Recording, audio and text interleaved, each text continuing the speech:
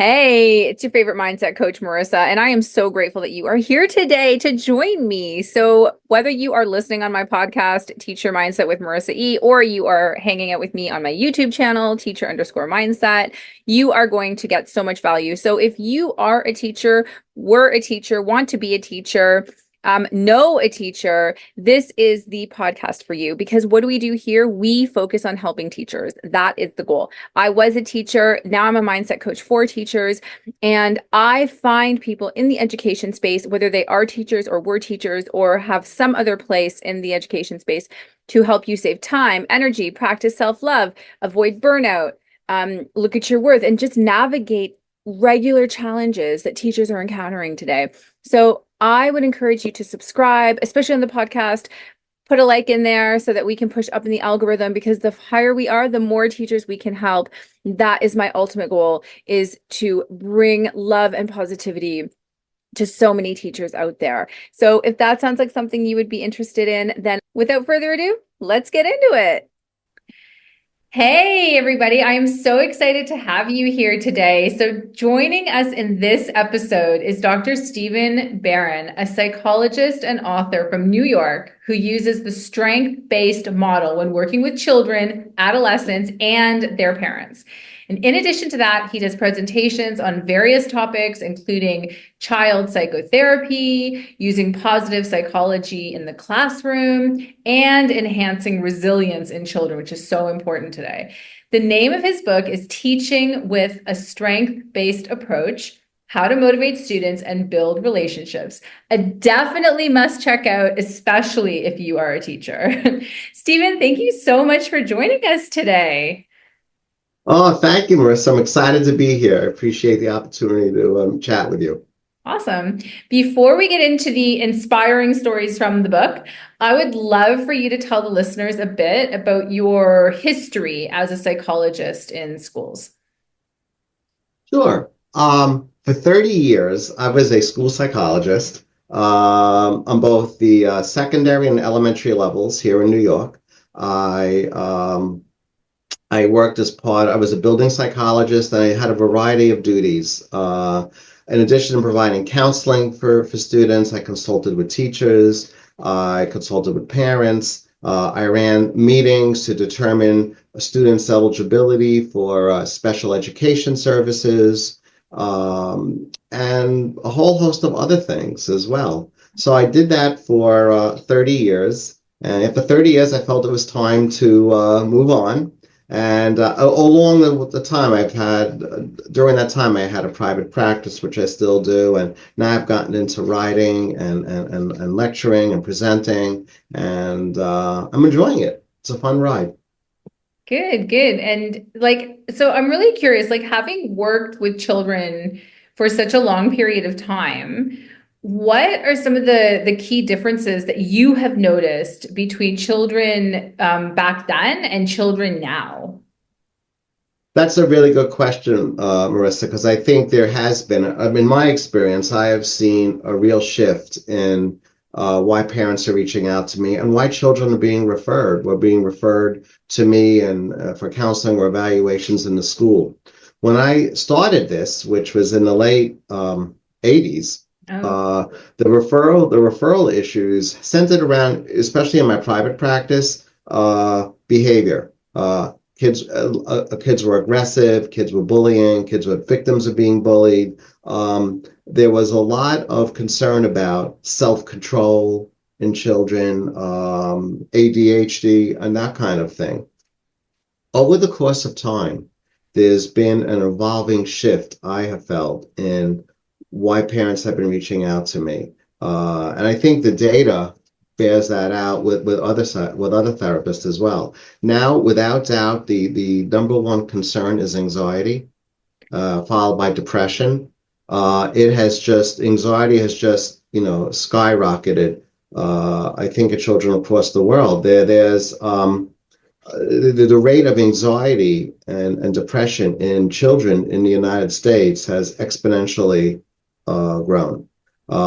In fact, there's a statistic that the federal government estimates that about 20% of children ages 3 to 17 have some kind of diagnosable mental health condition, and which is quite a bit. And the predominant one is anxiety. And you might ask, well, why is that? What was responsible for making this shift from aggressive, acting out kinds of behaviors to anxiety? And I don't want to imply that there's no aggressive children. There still are, and I still see that. But I think it's a couple of things at play. I think one thing that has happened, which has really contributed to this rise, has been the pandemic. Right. The whole COVID experience, here in the States, and I'm sure around the world, just upended our lives. And children who were going to school were forced to look at a screen all day in order to learn. And this went on for many months, up to a year in some cases, and depending on where you were located. And I just think the whole impact of how the pandemic impacted people's ability to communicate and reach out to other people, and the whole idea that the world isn't safe out there and there's threats. I think that's something for many children that became internalized. And so then when things began to open up again, it was a difficult transition. It was a difficult transition for adults too. Many adults that absolutely. I know. Very much. There was one. It's funny that just aside, there's one child I'll never forget I was seeing who had a lot of social anxiety when the pandemic hit. And when he had to stay home and had to learn from home, the schools were closed, he said, well, I'm going to have no problem with this at all because I've been social distancing for years. And he's right. I have a feeling he's not the only child who probably said that. No, he's not. There are many kids that felt the same way. It was for those children that were anxious and felt inhibited and not confident in their social skills. In some ways, the pandemic was, just what they needed, just what they wanted. And then when the pandemic ends and they have to go back out into the world, if they're spending a good chunk of time socially distancing, as they say, it was a difficult transition. So I definitely think that definitely plays into it. And the pandemic, the impact of it is still being felt. Another contributing factor is that there's a loss of learning. Children did not learn as effectively through the pandemic as they would have been if they were in the classroom. So kids are falling behind, academically. So then they're coming back, and a lot of them were behind the 8 ball. And it's a very difficult thing, to bring them up to speed. So that, I think, is a whole big piece. I think the other big piece, which we didn't have in the late 80s when I started, which is prevalent now, is social media. Yes, I was just going to say that. Yes, definitely. I think that there's overwhelming data to show that the more time kids spend on social media, the more damaging it is to their mental health. Part of the reason for that is that children, their brain develops, slowly.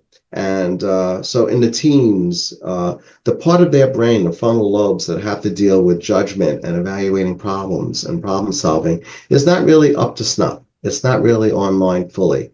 And so this is why we're seeing things happen, like children watch TikTok and they get influenced that looks cool, that looks exciting. A big problem here in New York, I don't know if it's other places, is what's called subway surfing. We have public transportation here, and the trains are called subways, and kids, somehow they're getting on the roofs of these trains. Oh my God. And they're standing and they're walking back and forth, and it's not a pleasant sight, because a lot of these kids get injured or worse. I am shocked. In fact, New York, Google it. New York City, to fight it, has put drones up to fly around New York City, Manhattan, to see, got video of kids running on top of moving trains. These are not trains at the station. These are trains that are moving at a fast speed. So it just speaks to that, the kids are getting influenced by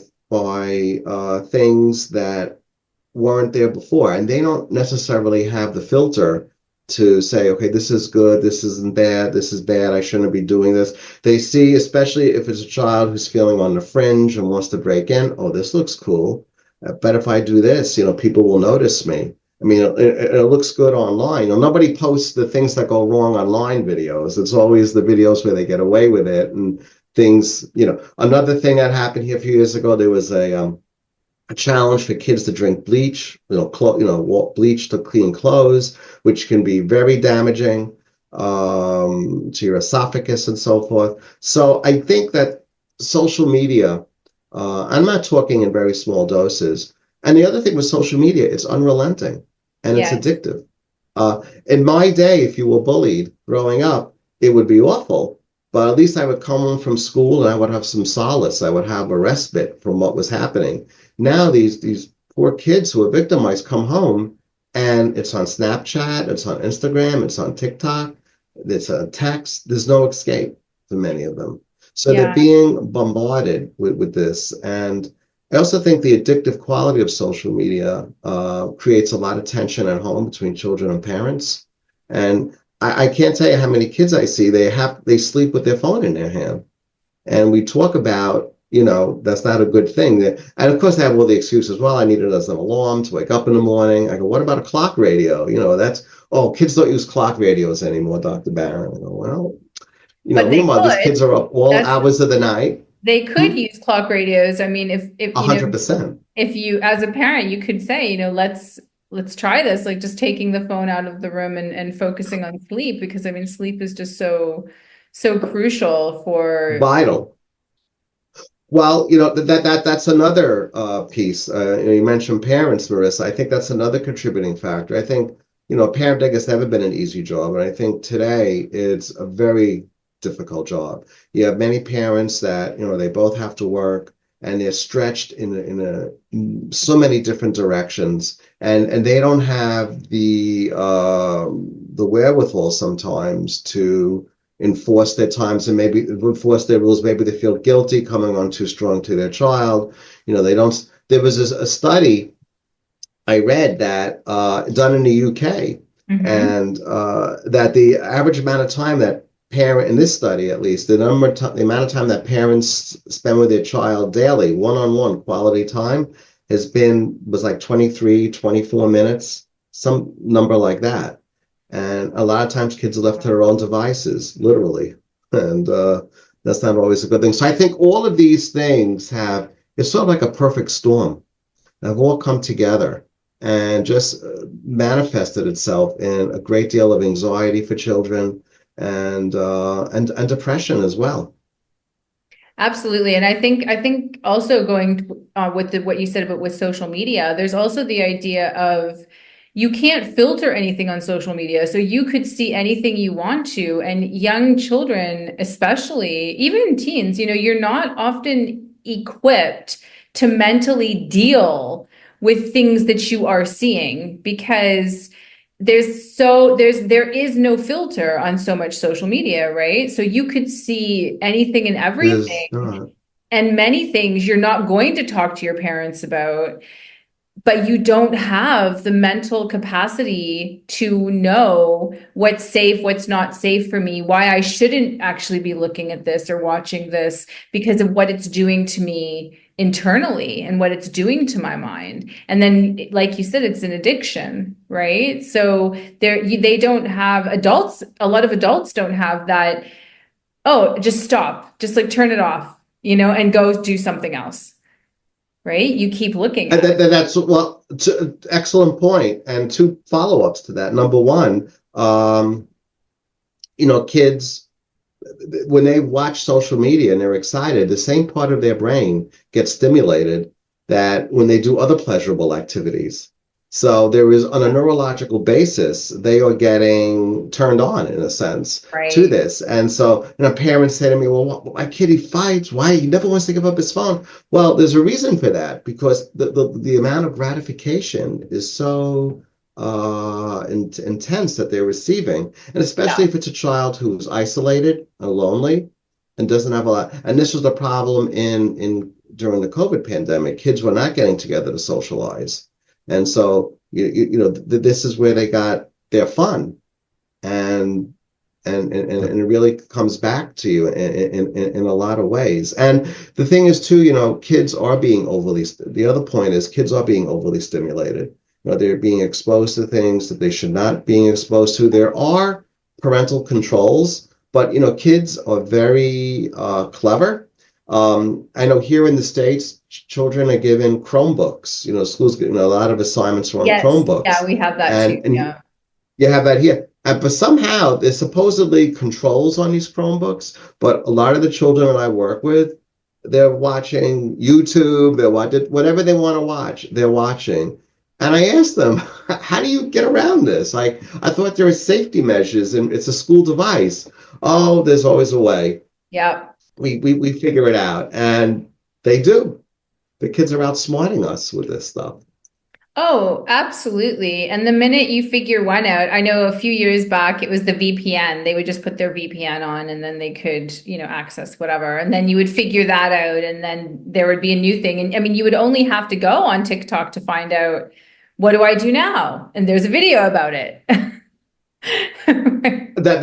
And sometimes that's a good thing. Look, the other day I needed to know how to change a battery in my car fob, and so I went on YouTube. There was a 1-minute video. It was very instructive, and I did it. But I think that the other danger of that is that people are quick to go to YouTube and TikTok.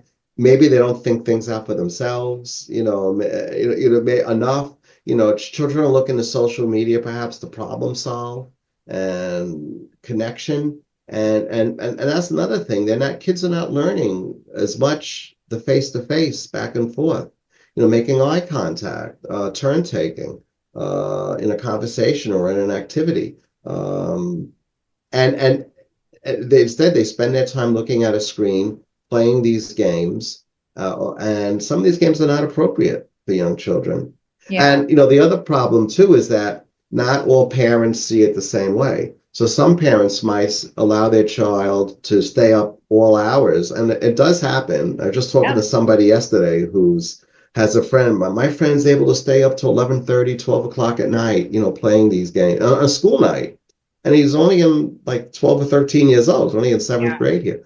So and so that puts the other parents that want to impose restrictions in a bind, And I tell parents, one of the things I advise parents to do is that as your child gets older, and they're coming into the age where you're going to be thinking about a phone for them or giving them some privileges online, that it's not a bad idea to have a conversation with your peers, with the other parents who your child socializes with, and ask them, what's your feelings about social media? What's your feelings about a phone?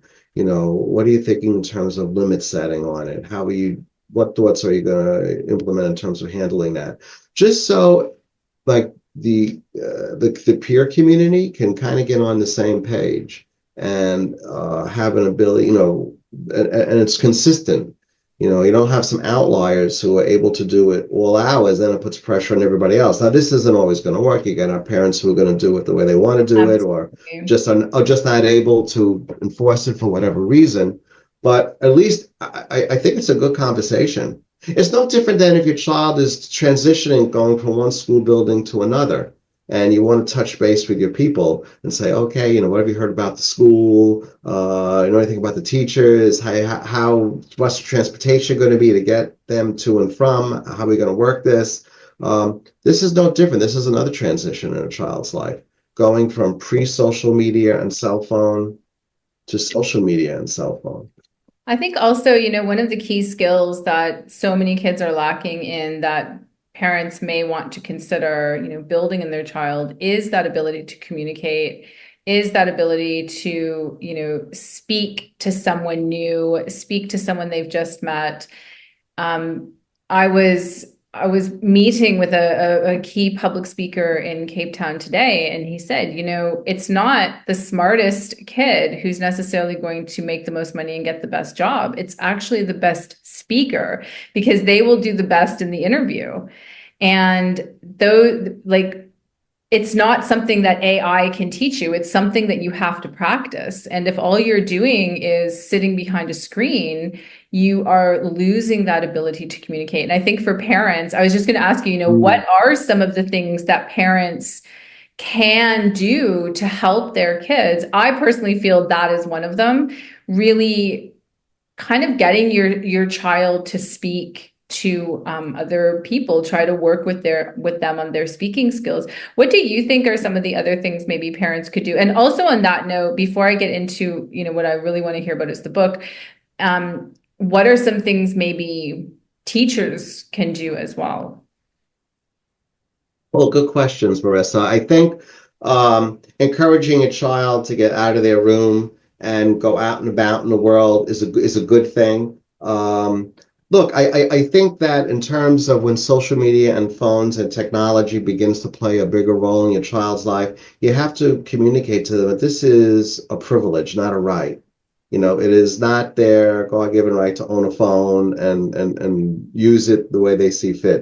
That this is a privilege that you are paying for. And to that extent, I have encouraged parents to sign contracts with their child. Okay. To carefully, online, there are templates, believe it or not, where some parents have developed contracts for their, you just, Google like phone contract for my child, and you'll see it. And there's a bunch of rules. Parents have the right to check it. They could go through the history, especially a young child. Check it, go through the history, see who their contacts are, scroll their social media.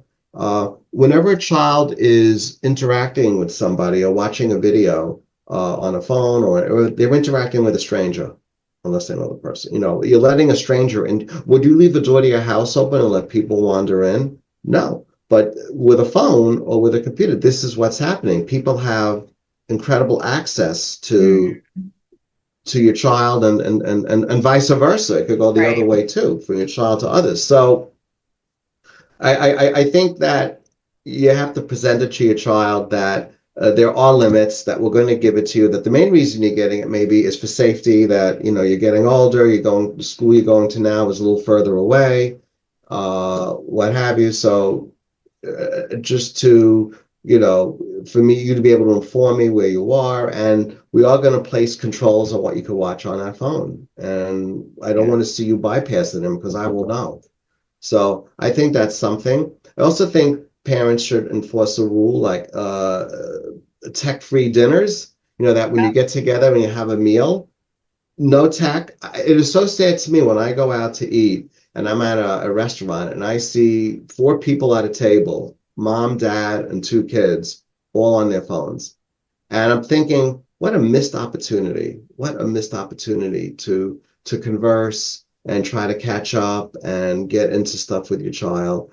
It's law. You're on your phone. I realize, maybe that's an emergency or things come up, but more often than not, phone should be away. And in terms of, teachers, they can certainly facilitate social interaction. One of the ways they could do that, I think, is as they get to know their students in the beginning of the year, it's not a bad idea, do these icebreakers. I was a college instructor, and one of the things I did the first day of class, I did the M&M icebreaker. What's the M&M icebreaker? I would give out random M&Ms to the students. Okay, all the red ones here, all the blue ones there, all the green ones there. And then each colored M&Ms would get a list of questions, like 4 or 5 questions, where the students have to interview one another. What do you do over the summer? What's your favorite movie? What's your favorite food? What's a hobby of yours? Yeah. Questions like that. Oh, and then they would be forced to talk to one another, and they would get to know them. It would break the ice, which is the essential thing.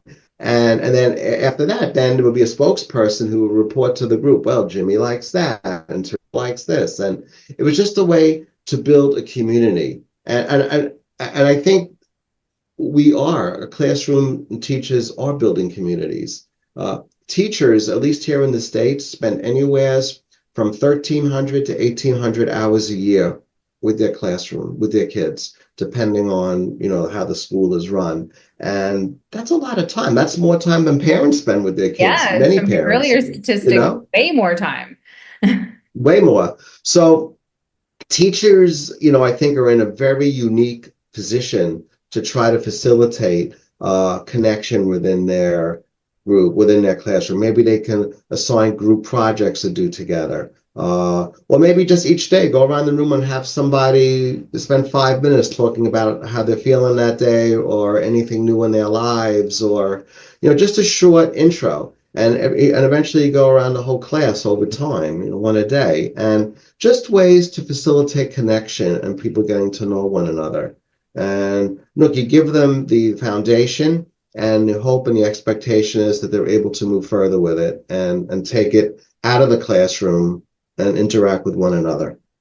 Yes, I was going to say, in my mindset guide for teachers, which I will link in the show notes as well with your book, I have a list of like 130 connection questions that you can use. They're more geared towards like middle school or high school, but they're just like those little kind of icebreaker questions that you could invest 10 or 15 minutes into, or you could invest less than 5 minutes into, and they can help just sort of get to know the kids just for that little bit each session, right? I designed them like for those grades because sometimes we forget that. I think as school goes forward, that connection, building those connections is going to be seen as the more important strategy to help kids, come through school almost rather than the academics. The academics will be important, but I think that connection is critical. And that leads me to your book, because I really want to hear about, you told me some amazing stories before with the book. I'd love to hear them, and about the strength-based model. And I know my podcast won't see this, but there's for my Here's a copy of viewers. it. There it is. It looks like Strength-based approach. I love it. So go grab that, put that in the show notes for sure. And yeah, Stephen, tell us about the book, tell us the stories. Like, yeah, go for it. I can't wait to hear about it. Well, to your point, and this is the attitude in my book as well, teachers do all these things to connect, and you might have teachers that say, understandable, what are you talking about? I have barely enough time to do the curriculum. I don't have time to do all this. I have to focus on getting content done. And I don't deny that they have to get content done, but I think that what you want to do is you want to lay a foundation, you want to lay a basis. And the more that a child is connected to you, the more effective you're going to be as a teacher with them, and they're going to be successful academically and socially. And in terms of the book, this was one of the items on my bucket list when I retired from the school district. When I was a school psychologist, I spent a lot of time doing evaluations and testing children. The emphasis was always on identifying weaknesses. Why aren't they doing well? What's their deficit? What kind of special services can we give? And I felt at times that there wasn't enough emphasis on what are these children doing right? What resources do they bring to the table? So I always tried to keep that in my mind when I would meet with parents and evaluate a child. And I began doing more active work, consulting with teachers in my job in terms of looking at them from a strength-based model. And the strength-based model is, as it basically says, it's paying attention, not looking at what's wrong with a kid, but what's right with a child. And the medical model, which has been predominant in medicine for hundreds of years, that works very well in medicine. And then it was tried to bring it into mental health. And for many years, that's how mental health professionals looked at their patients or people they work with. There's deficits, what's wrong with them. And it wasn't until the mid-'80s where a psychologist named Martin Seligman, who was president of the American Psychological Association, gave a speech at a convention of psychologists and said, we need to get away from pathology. We need to look at what's right with people. We need to look at the virtues that they have and what they bring to the table. And that sparked a revolution. And to the point where it forced mental health clinicians to think about their patients differently. And it spilled over into education. It spilled over into the corporate world. Now, a lot of these big corporations have well-being in their as part of the services they offer to their employees in different ways. Yep, definitely. So there's a recognition that playing to people's strengths can be very effective. And so when I retired and had some time, I decided to write this book, which is kind of a manual for teachers, where I talk about, what the strength-based model is. It's just an expectation that you convey to a child that I believe in you. I want to see what you got. And even if you don't know what you got, even if you don't know what your strengths are, that's okay, because one of our jobs together is going to try to figure it out. And so I wrote this book, and it's full of exercises along with, cutting edge research on how teachers can implement a positive psychology or strength-based model in the school. I'll give you an example. There was there was a girl, she's about 9 years old, and she was really struggling in the classroom. She would come in late every day.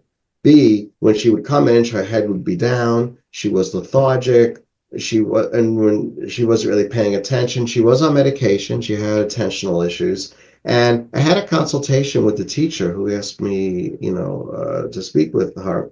And there's different ways I could have gone. I could have looked at, well, gee, how are we going to remediate her lack of attention? How are we going to remediate her lethargy? How are we, how are we going to fix this? How are we going to fix that? So I just had this idea, and I said to her, tell me something. I know what she's not doing well. Tell me something that this girl is doing well.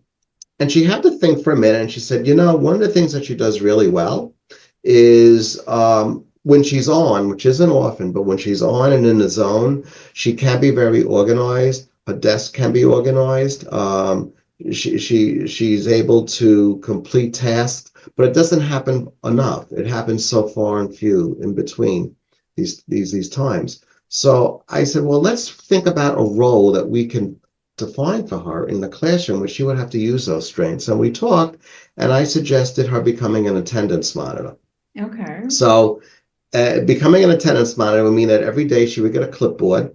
She would walk around and check off child's name. And there's certain advantages to doing this. First of all, since attendance is taken first thing in the morning, it would help ensure that she'd be in on time, number one. Number two, she didn't have a lot of interaction with other kids, but by going around and just briefly interacting with them, that was already a start. And in terms of how it was presented to the child, it wasn't going to be the teacher saying, listen, you have to do this. Rather, it was, I need your help with something. I think you would be really good at this. I need your help. I'm very busy in the morning. As you know, I have a lot of things I'm doing, getting ready for the day. If you could take the attendance, walk around the room, make sure everybody is here, check it off, and leave it on my desk, that would be so incredibly big for me. And I think you could do it. I think you're capable. Well, it turns out the girl really liked it, liked the task, liked the suggestion. And within 2 weeks, she was given a clipboard. And within 2 weeks, she was coming in on time. She was beginning to interact a little bit with the kids. And we noticed a shift in her behavior. She was more engaged with the material. She wasn't sleeping on the desk as much. In fact, that even went away. And on the schoolyard, during lunch and recess, she was actually participating with children in activities. And this had not been done. She had not been doing this. And we just noticed a real shift in her mindset about school.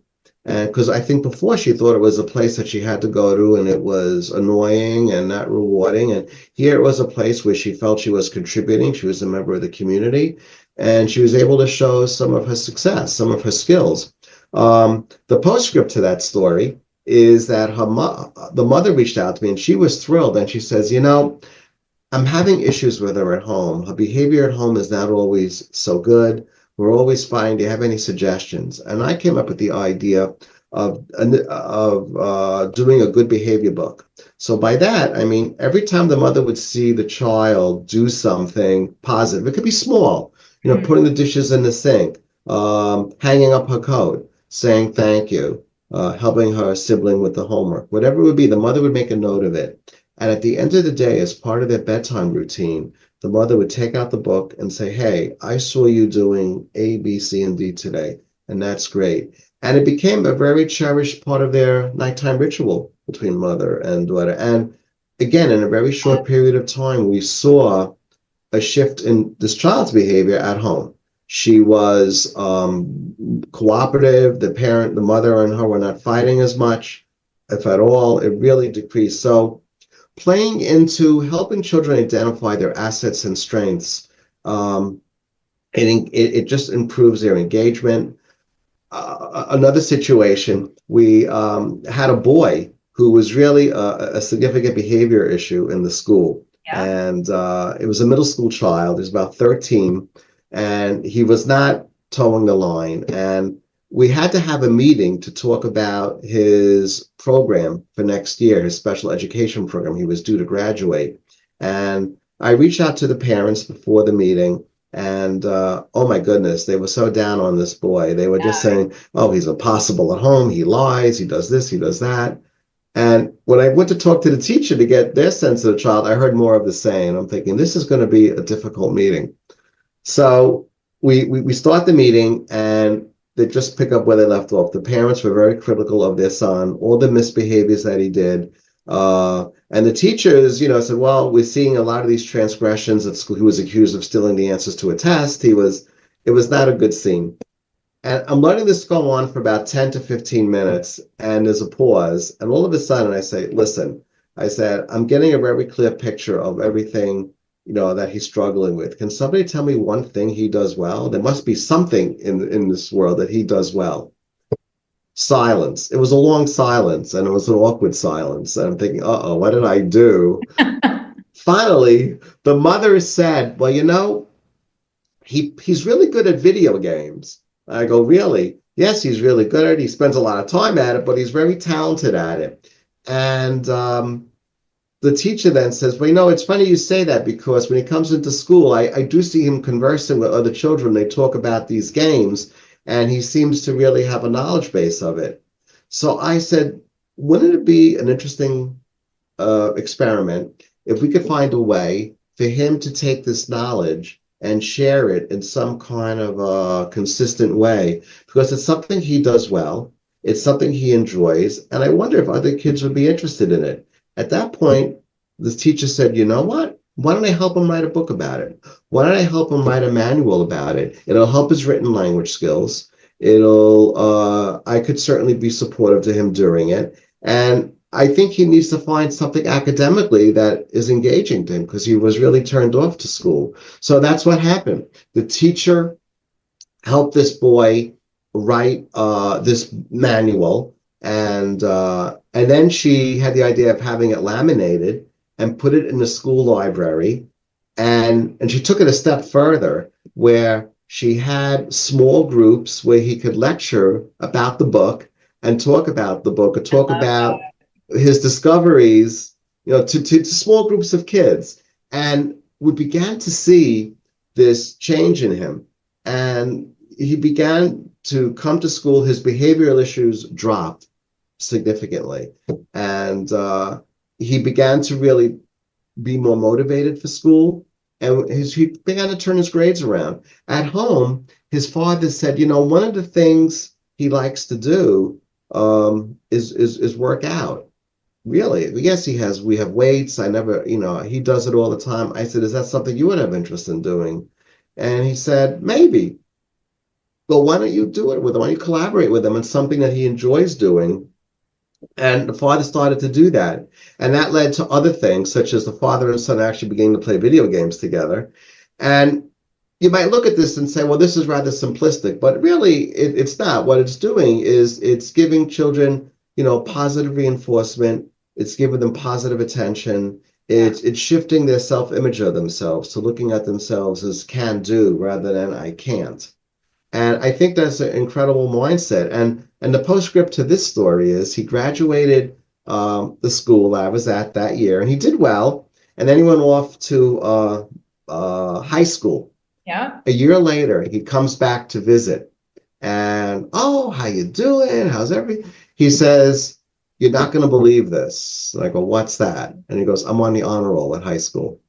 Wow. And if you would have told us a year and a half ago that he was on the honor roll. Now, look, I'm not going to say that meeting, created all of this, but what I will say is that it shows the power of mindsets, the assumptions that we make of ourselves and of our world control what we tell ourselves, impact our behavior. We'll make, oh, I'm not good at that, so I'm never going to try it. And then you never know. So I think his mindset about himself was very negative. He had a very negative, I think, self-esteem about himself. The messages he kept getting from everybody was that you're not good, you're bad. And he internalized all that. When some of the outside messages began to change, so did he. And, we could have looked at it and said, well, he's depressed, maybe he needs medication, and I'm not saying that potentially couldn't have been helpful, but I think, it shows the power of connection. And I just read interesting that outlines the power of that connection, and with the parents too, not just with the teachers, but also like with parents connecting on a different level and wanting to, just, oh, my child's interested in this. Well, maybe I should just try it, Maybe, I tell parents that if you're expecting for dramatic changes from your kid, they're going to see the light, there's going to be an epiphany, and they're going to change overnight, you're going to have a long wait if it'll ever happen. But it's the adults in their world that have to make the shift. It's the adults. So maybe, like to your point, Marissa, maybe you do need to sit down with them and ask them about how you play this game and what's it like and can you teach me. It's a way of building connection. One of the things that teachers and parents I think are very special is that they can be what is called a charismatic adult. A charismatic adult is a term by a psychologist named 𝐁𝐞𝐲 𝐓𝐨𝐻𝐸. And a charismatic adult is not somebody who has a lot of charisma or flamboyant, has a great personality. The way that he uses it, it's a person from whom a child can gather strength. And it could be a teacher, usually it is. It could be a mentor, it could be a coach, it could be a parent. And I think if children can see that adults can be sources of strength for them in their world, that's key. There was a study of children, many studies actually, of children that have been through really challenging childhoods. They really didn't have good circumstances growing up, but somehow they were able to rise above it. And they became successful as an adult, either interpersonally or professionally. And when they get these people together and you ask them, what do you think, how'd you do it? The overwhelming number one answer is there was somebody who believed in me. I had somebody who believed in me, who thought I could do it and didn't give up on me. And that is the point in my book, that teaching with a strength-based model, helping children find their assets, their buried treasures, if you will, within. Not only does it open up a child's eyes in terms of what they're all about, but it fosters a greater connection between you and them. And that is the key variable in terms of student success. The United States Department of Education recently came out with a paper a few years back, and it said the number one way to reduce school violence is by having a school environment in which children feel they are cared for and they are connected. And the adults really care about them, basically. And that is, and that goes, I think, for a lot of endeavors. There has been a lot of research on psychotherapy. What makes psychotherapy effective? And yes, the skills of the therapist is certainly a variable. The motivation of the person to change is certainly a variable. But the most important variable that people think about is how I felt about my therapist, the relationship that I had. And I tell people that all the time. When a parent or a child calls, I start working with them. I tell them up front that I tell parents that whatever skills I have, but the most critical variable that's going to influence our work is the connection I'm able to establish with your child. And if that connection is there and it's positive and they feel it's positive, we made good inroads and we're off to a great start. Yeah, that's amazing. I've heard the same came up in my mindset coaching courses.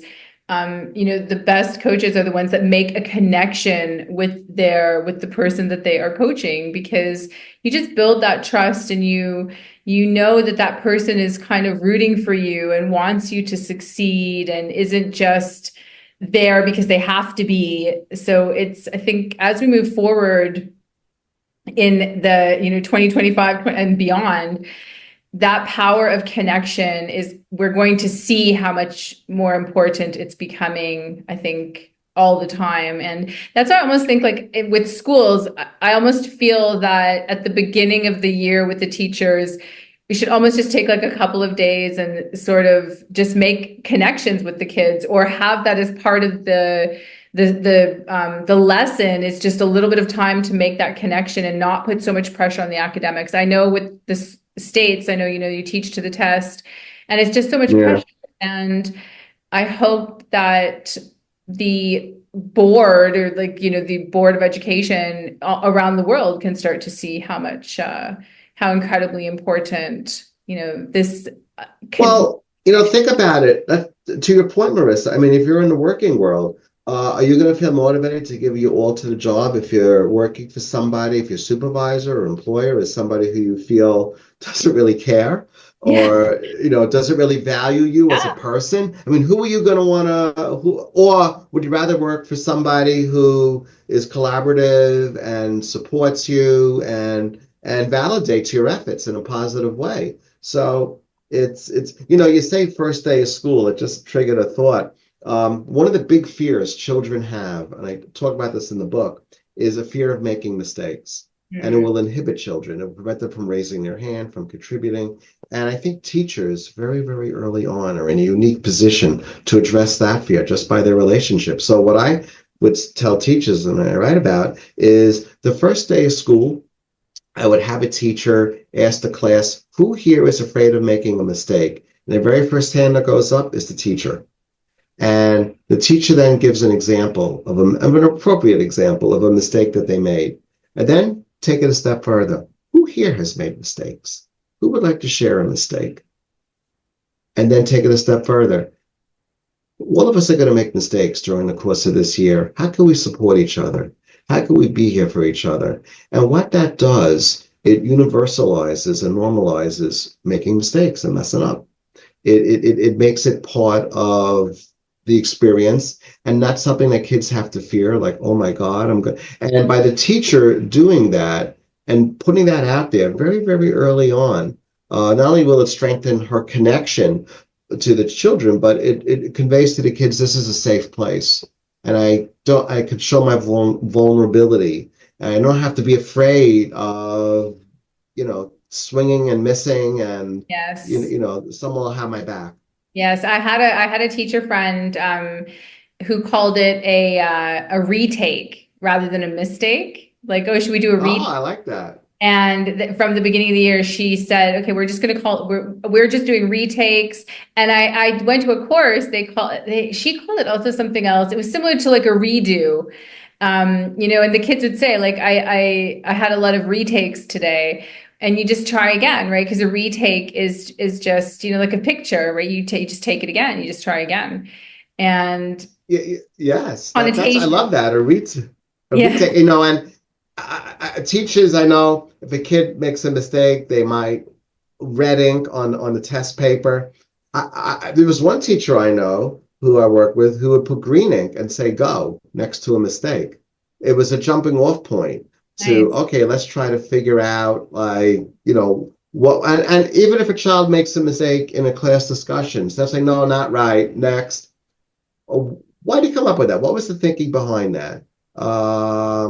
What made you come to that conclusion? And just try to explore, because sometimes, there are big mistakes and there are little mistakes. Yeah. So sometimes a child may have the concept, and maybe it's like doing a math problem. You solve this complicated proof and you mess up your arithmetic at the last step, and you're like a number, one or two numbers off. But a child could be way off or just a little off. Yes. But you don't know that if you don't want to listen to what they're thinking and reasoning was on it. So it's very important. So I think that's an example of how connection is so valuable in the classroom. And again, one of the criticisms of the strength-based model, people say, well, all it is just showering praise upon kids. You're ignoring their challenges. That's not true at all. We need to know what kids are struggling at, because people do struggle, and that helps us plan interventions. That helps us, gives us like a focus of what to proceed. But it's also important not to just focus on that and not the other thing. Just like I want to just focus on strengths and, you are interested in what the child needs to work on, but, what can they bring to the table to help themselves and help us work with them on it? No, definitely, definitely. It's so powerful. And for our final thoughts today, Stephen, so I've got a few quick questions. So other than your own, are there any books or podcasts that you would recommend to the listeners out there? There's a podcast I recently became familiar with called Helping Teachers Thrive. Helping Teachers Thrive. It's on Apple. It's all about helping teachers find strategies to, work with their child. I think what you talk about in your podcast, Marissa, is very important. I like the title of your podcast, the mindsets. You emphasize mindsets in the title. It's so critical. It's so key. If I was to recommend anybody, there's a psychologist and author named Robert Brooks. And he has written a slew of books on this very topic, on resiliency in children and a strength-based model. He does a free monthly blog. If you go on his website, drrobertbrooks.com, drrobertbrooks.com, you get a wonderful free monthly blog. Is that selling you anything? And it just really is thought-provoking in terms of how the strength-based model can be applied and positive psychology can be applied to different areas. And he's written a slew of books. One of his best known is Raising Resilient Children. And it really encompasses a lot of what, I've been talking about in terms of using the strength-based model in the school.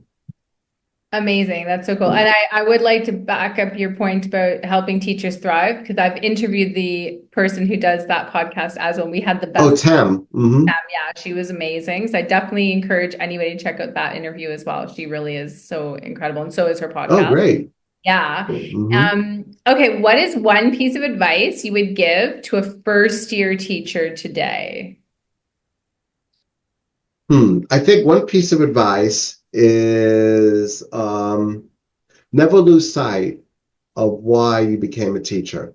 Yeah. Even when things are going to get challenging, even when things may feel dark, never lose sight of what the initial impetus was and what led you to this field. Maybe for some, it's the external trappings, I guess, like summers off or a job or what have you. But I'm hoping there are many, many of you, and I think there are, that find joy in working with children and being a charismatic adult in their own way and being able to influence kids, and grow and develop and remember the lessons you taught them. So never forget what made you want to become a teacher. And the other thing I would say for first-year teacher on a more practical basis, seek out connections. Yes, we talk about kids with connections. Yeah. This is a hard job. It is not easy. Find a mentor or somebody that you could bounce ideas off of and share thoughts with. Don't do it alone. Absolutely. Absolutely. So such wise words. 100% agree. And last one, Stephen, what 3 things are you grateful for today? Well, one is being here with you doing this interview. It's been a lot of fun and I appreciate the opportunity. I'm grateful for my family. I have 2 wonderful sons and they were 2 wonderful women. And that brings me a lot of joy, and my wife, Tina, as well. And I guess the other thing I'm grateful for, in addition to health, I would say, is that I did 30 years in the school and I loved it, but I'm looking forward to opportunities to share ideas and the wisdom I've gained over the years with other people, and to try to be hopefully a charismatic adult to somebody else. And that's why I wrote the book, and that's why I love coming on the podcast, and I do writing, and so teaching has become very important to me as well. And sharing this. Amazing. Well, I am just so grateful for you, Stephen, and thank you so much for coming on the show today. I really appreciate, all the help you're giving teachers, parents, of course, the children, and helping them, discover the strength within themselves, all of their strengths. And I wish you only the most success and prosperity as you move forward with all of your endeavors. Yeah, it's very exciting, everything you're going to be doing with the book. And yeah, I can't wait to hear more about it. So thank you again. Thank you so much. Well, thank you, Marissa. Again, I appreciate the opportunity to share my thoughts with everybody, and I wish you the best going forward as well in all of your endeavors. Thank you.